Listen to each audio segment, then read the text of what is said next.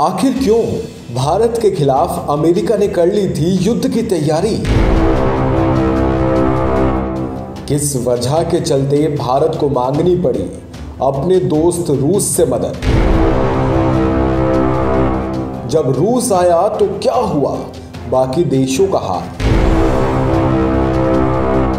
आखिर क्या था पूरा मामला? दोस्तों, आपके इन्हीं सारे सवालों के जवाब जानने के लिए जुड़े रहिए हमारे साथ इस वीडियो में। इसे आखिर तक देखना ना भूलें ताकि आपको इन सवालों के जवाब मिल सके। चलिए शुरू करते हैं। ये बात शायद आप में से ज़्यादातर लोग जानते होंगे कि 1971 से पहले तक बांग्लादेश पाकिस्तान का ही एक हिस्सा था, जिसे पूर्वी पाकिस्तान के रूप में जाना जाता था। मगर पूर्वी पाकिस्तान में रहने वाले लोगों के साथ हमेशा नाइंसाफ़ी की गई। पूर्वी पाकिस्तान में रहने वाले लोग बांग्ला बोलते, जबकि पश्चिमी पाकिस्तानियों का इससे कोई वास्ता नहीं था। ऐसे में पाकिस्तान की सरकार में हमेशा पश्चिमी पाकिस्तान का ही बोलबाला रहा, जिससे पूर्वी पाकिस्तान को ज़रूरी उन्नति नहीं मिल सकी। एक वक्त ऐसा आया जब पूर्वी पाकिस्तान के लोग पश्चिमी पाकिस्तान से नफरत करने लगे। इसी के साथ वहाँ अलगाव की राजनीति शुरू हो गई, जो धीरे धीरे भयानक होती चली गई। इसको दबाने के लिए पाकिस्तान की सरकार ने बल प्रयोग किया, कई सैन्य ऑपरेशन भी चलाए। ऐसी स्थिति में भारत पर खतरा आन पड़ा था। बड़ी संख्या में पूर्वी पाकिस्तान के लोग भारत में अवैध तरीके से प्रवेश करने लगे। इस स्थिति से निपटने के लिए भारत ने सैन्य ऑपरेशन चलाया। हालांकि इसमें अमेरिका ने अपनी टांग अड़ानी चाहिए और उसने भारत पर हमले के लिए अपने पोत बंगाल की खाड़ी में भेज दिए। लेकिन भारत के सहयोगी रूस ने अमेरिका की इस नीति को फेल कर दिया और आखिरकार पाकिस्तान का बंटवारा कर दिया गया और एक बांग्लादेश नाम के नए राष्ट्र का उदय हुआ। असल में बंगाली शरणार्थी पूर्वी पाकिस्तान से निकलकर भारत में आने लगे थे, जो कि भारत के लिए परेशानी का सबब बनता जा रहा था। इन हालातों पर गंभीरता बरतते हुए तत्कालीन प्रधानमंत्री इंदिरा गांधी ने अमेरिकी राष्ट्रपति रिचर्ड निक्सन को इस बारे में जानकारी दी कि पूर्वी पाकिस्तान में हालत बदतर हो रहे हैं और वहां से लोग भागकर भारत में आ रहे हैं। निक्सन को इस बात की भनक लग चुकी थी कि भारत पाकिस्तान के खिलाफ जंग छेड़ने की तैयारी में है। दरअसल अमेरिका पाकिस्तान के साथ सेनेटो और सिएटो संधि के तहत जुड़ा हुआ था। अमेरिका को डर था कि अगर युद्ध हुआ और उसमें भारत जीत गया तो उसके समर्थन से एशिया में सोवियत संघ का विस्तार और ज़्यादा बढ़ जाएगा। तारीख थी 28 मार्च और साल था 1971।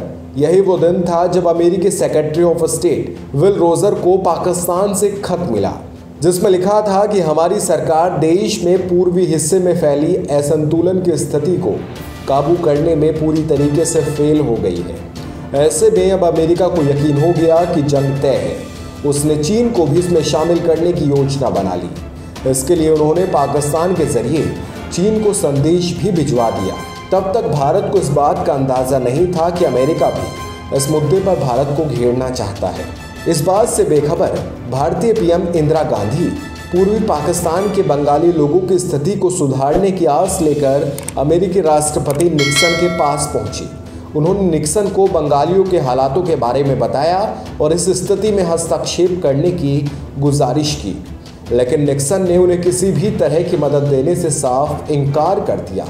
ऐसे में अब भारत के पास युद्ध ही एकमात्र रास्ता रह गया था। खतरनाक होती स्थिति के बीच भारत ने अपनी पूर्वी सीमा पर बंगाल की खाड़ी में युद्धपोत तैनात कर दिए। हालांकि जब तक भारत की ओर से पहला वार किया जाता तब तक 3 दिसंबर की रात को पाकिस्तान की ओर से भारत पर हमला कर दिया गया। भारत को इस बात का अंदाज़ा था, इसलिए उसकी तरफ से भी पूरी तैयारियां की गई थी। लिहाजा भारतीय सेना ने भी युद्ध का बिगुल बजा दिया। जब अमेरिका को इस बात का पता लगा तो वो घबरा गया। उसने पाकिस्तान का साथ देने के लिए अपने युद्धपोत USS एंटरप्राइजेस बंगाल की खाड़ी के लिए रवाना कर दिया। अमेरिका ने सोचा कि वो अपने युद्धपोत के दम पर भारत को आत्मसमर्पण के लिए धमका लेगा। 10 दिसंबर को भारतीय खुफिया एजेंसी ने राष्ट्रपति निक्सन द्वारा सेक्रेटरी किसिंगर को भेजा गया एक संदेश पकड़ा। इसमें निक्सन ने कहा था कि उनका 75,000 टन न्यूक्लियर पावर एयरक्राफ्ट युद्धपोत यूएसएस एंटरप्राइजेस अपने निर्धारित स्थान पर पहुंच गया है। खबर मिलते ही भारतीय नौसेना भी अपने युद्धपोत को लेकर मैदान में उतर गई। उसने अपने युद्धपोत विक्रांत को युद्ध के मैदान में उतार दिया। अब यूएसएस एंटरप्राइजेस और भारतीय शहरों के बीच विक्रांत चट्टान बनकर खड़ा था। इसी बीच सोवियत खुफिया एजेंसी से ये भी खबर निकलकर सामने आई कि ब्रिटिश युद्धपोत ईगल भारतीय महाद्वीप की तरफ बढ़ रहा है। इसके बाद भी भारत के कदम डगमगाए नहीं। भारतीय प्रधानमंत्री इंदिरा गांधी ने सख्त रवैया अपनाते हुए दुश्मन का सामना करने का फैसला किया। भारत को मुश्किल में देख रूस ने भारत के साथ खड़े होने की बात कही और 13 दिसंबर को एडमिरल व्लादिमीर करूपलियाकोव के नेतृत्व में सोवियत संघ ने न्यूक्लियर हथियारों से लैस युद्धपोत और सबमरीन भेज दी। अपनी मौजूदगी को जताने के लिए सबमरीन को भारतीय महासागर के तल पर रखा गया ताकि दुश्मन को पता लग जाए कि भारत अकेला नहीं है। रूस के बढ़ते कदम को देख ब्रिटिश उल्टे पांव वापस हो लिए। अमेरिका ने भी खाड़ी से अपनी सेना को वापस बुला लिया। इसी बीच पीएम इंदिरा गांधी ने एक नया दस्तावेज पारित किया और पूर्वी पाकिस्तान को अलग देश बनाने की अपनी योजना को आगे बढ़ा दिया।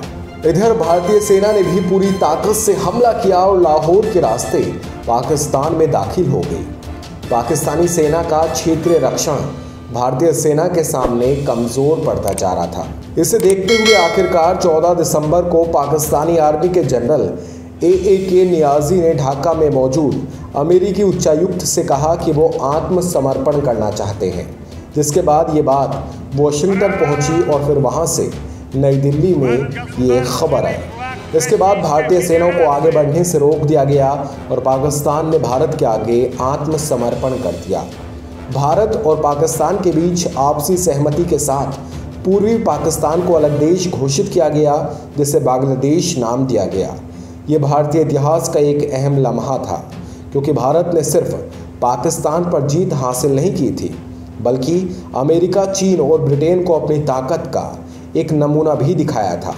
इस युद्ध के दौरान इंदिरा गांधी द्वारा लिए गए फैसलों और सूझबूझ की बदौलत भारत दक्षिणी एशिया का एक ताकतवर देश बनकर उभर गया था। दोस्तों, आपको हमारा ये किस्सा कैसा लगा, प्लीज़ कमेंट सेक्शन में आप हमें ज़रूर बताइएगा।